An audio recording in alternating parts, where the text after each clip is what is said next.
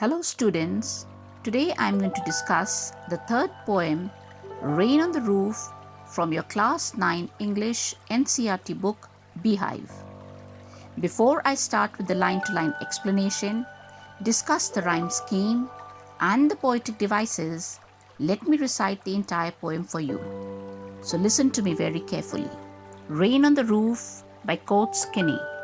When the humid shadows hover over all the starry spheres, and the melancholy darkness gently weeps in rainy tears. What a bliss to press the pillow of a cottage chamber bed and lie listening to the patter of the soft rain overhead. Every tinkle on the shingles has an echo in the heart, and 1,000 dreamy fancies into busy being start, and 1,000 recollections weave their air threads into woof as I listen to the patter of the rain upon the roof.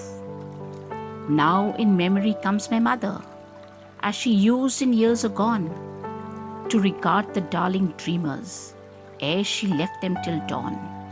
Oh, I feel her fond look on me as I listen to this refrain, which is played upon the shingles by the patter of the rain.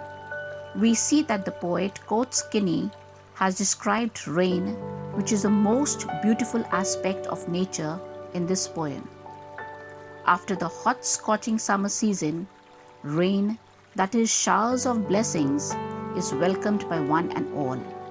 We all love the rain, but what do you like the most about rain?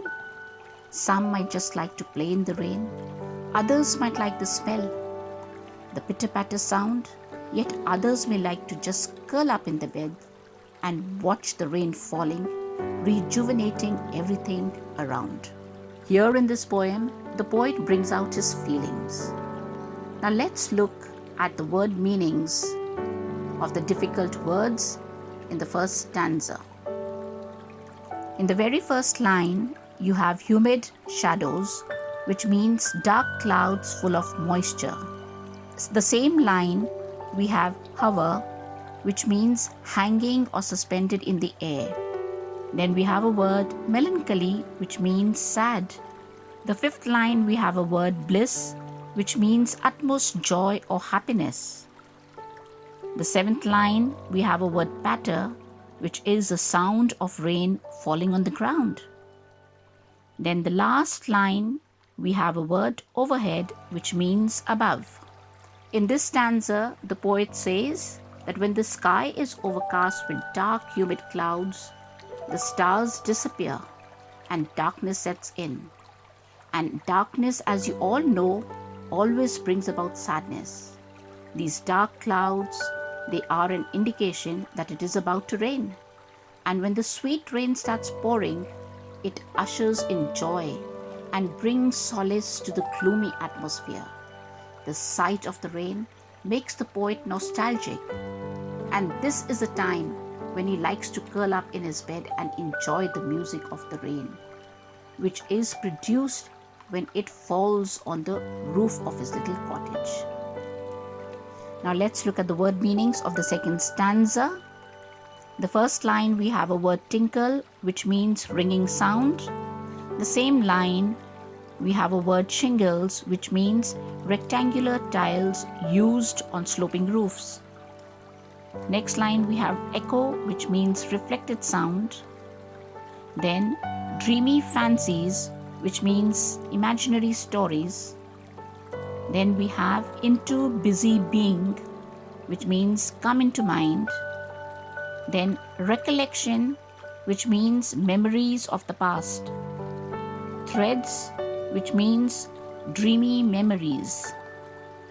And woof, which means threads woven across the loom. And here it refers to the stories which are woven together in his dream. Here the poet is trying to tell us that as the raindrops fall on the shingles, that is the rectangular tiles of the roof, they produce sweet ringing sounds, which are sensed in the poet's heart.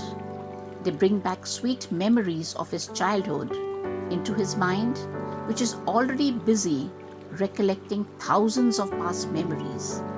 These past memories, they are woven into a single thread as he continues to enjoy the pitter-patter sound of the rain on his cottage roof. Now let's look at the word meanings of the last stanza. In the second line, we have agone, which means past.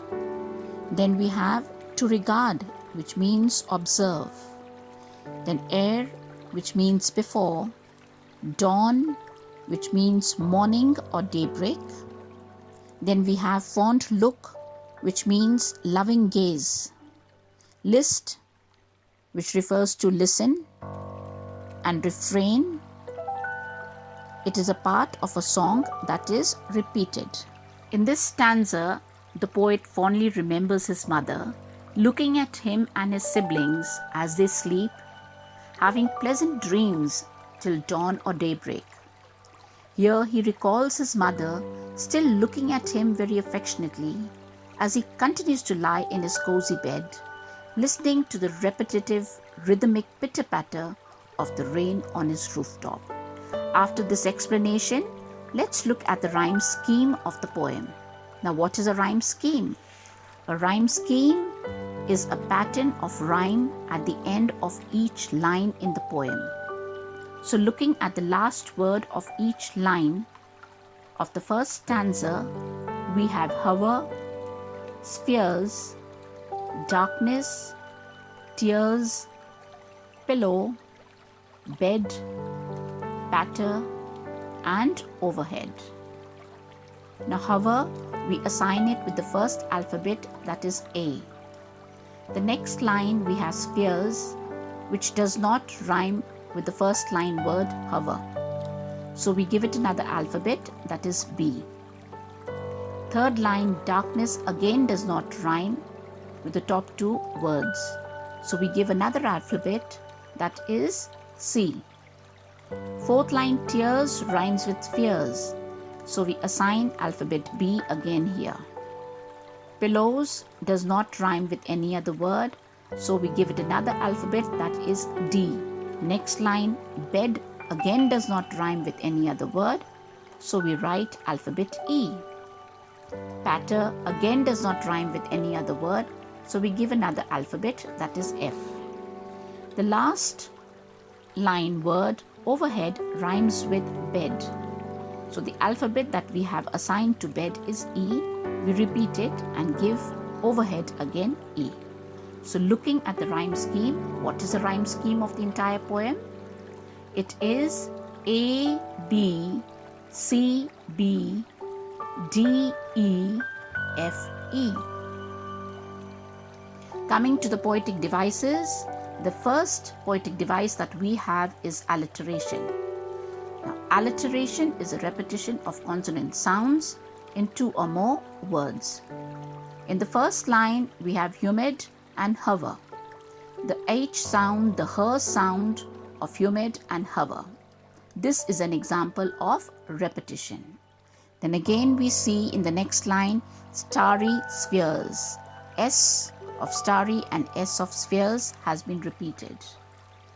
Coming again to press, pillow. P sound of press and P sound of pillow. So per sound has been repeated. Another example we can see lie, listening. L sound has been repeated. L of lie and L of listening. Coming to the second stanza, we have busy, being.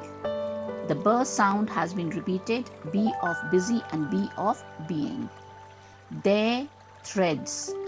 TH sound has been repeated. The TH of there and TH of threads. Rain, roof. The R sound has been repeated here. Looking at the third stanza, we can see in this line, memory, my, mother. The M sound has been repeated here. And the last example of alliteration of this poem is darling dreamers. The D sound has been repeated. Let's look at another poetic device, that is onomatopoeia, which is also known as echoism sometimes. Now it is applied to a word whose sound seems to resemble the sound it describes. In all the 3 stanzas, we have a word patter. The word patter is a sound word which creates a dramatic effect. Again, now in second stanza, we have a word tinkle, which is another perfect example of onomatopoeia. The last poetic device that we have in this poem is transferred epithet, and it is a device in which usually an adjective is applied to a wrong word in a sentence instead of the word it normally describes. Looking at the first stanza, we have melancholy darkness. Now here, the darkness is not melancholy, but it refers to the people who are sad. Second stanza, we have dreamy fancies. Fancies are not dreamy, but it refers to the people who have dreams. Now let's look at the central idea of the poem. The poet, he expresses the wonders of nature very beautifully. Nature has the power to heal the body, mind, and soul. Here in this poem, the rain, that is showers of blessings, revive the poet's childhood fond memories of his mother, just as it calms and soothes and rejuvenates everything on the earth. So with this, children, I come to the end of my explanation. I hope I have been able to make things easier for you. Thank you and all the best.